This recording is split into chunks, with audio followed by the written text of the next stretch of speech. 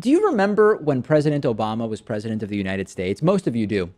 Uh, the entire Obama's coming for your guns thing lasted basically the full 8 years, right? Accusations that the Sandy Hook attacks were a false flag to create a pretext for Obama to take guns. The reality was no significant gun reform was passed under President Obama, not even basic mandatory background checks, which the overwhelming majority of Americans on the left and right approve of and agree with. The reality is that we ended up seeing effectively no seizures of guns under President Obama and record gun sales under President Obama. Conversely, a growing reality is that gun sales are suffering bigly under Donald Trump. Remington has laid off more than 100 employees in the last month.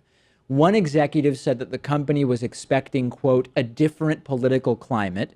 On a recent conference call with investors, representatives from Remington said that the results of the November election sapped consumer demand for firearms.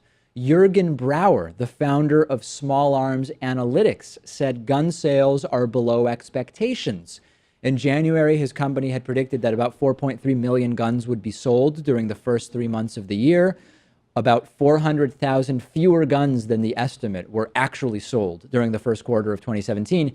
It turns out, Pat, that what is perceived as a friendlier White House to guns is really bad for gun business. And the irony here is that the NRA, which represents the gun manufacturers, should actually be supporting Democrats. Right. Because when Democrats get into power, they either try to affect gun legislation or they just don't touch it at all because it's a way too touchy of a subject. If you don't think someone's coming for your guns, you don't buy as many guns. I've said it before and I'll say it again. What's good for gun sales is, number one, violence, which makes people feel afraid, so they go out and buy guns. And number two, the threat, even if it's an imaginary threat, of gun restrictions, which makes you go out and buy guns before the restrictions are put in place. We have neither right now. And there is a pitch that companies like, I call it a company, but organizations like the NRA make during so-called good times for gun rights, which is they go out and they say, hey, we're really safe right now because of guns. And the more guns you buy, the safer we'll be. It's a more difficult pitch because people react way more to fear. And I've said it before, even Noam Chomsky said it a few days after I did. The Trump White House would benefit from a terror attack. We're already seeing a little bit of benefit from what's going on in Syria, the escalation in the Korean Peninsula. We've seen terror in Egypt, etc. Gun sales also benefit from that type of thing. That's just the reality. And I'm not a false flag conspiracy guy. I'm just laying it out as I see it. Both the Trump White House and gun manufacturers would benefit from a major terrorist attack or the fear of one.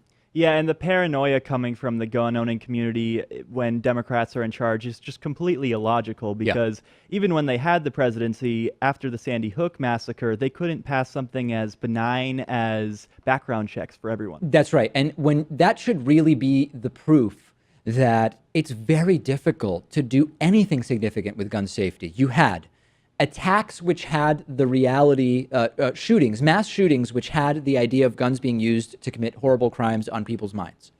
You had 85% agreement that there should be universal background checks eliminating the so-called gun show loophole.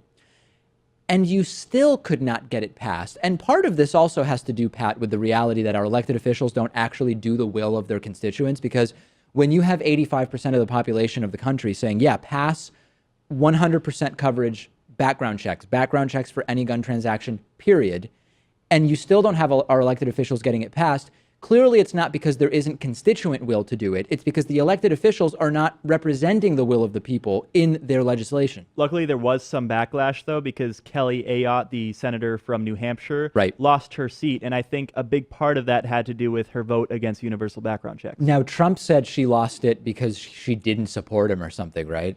Well, why would you take his argument? Yeah, no, I'm not. I'm just saying it's funny how Trump had a whole different perspective as to why Kelly Ayotte lost her seat.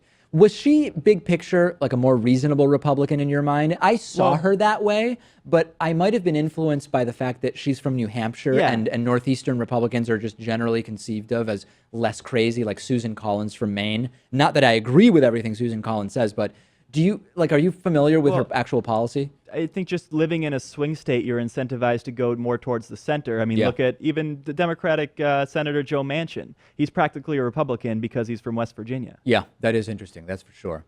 So anyway, gun sales not doing too well.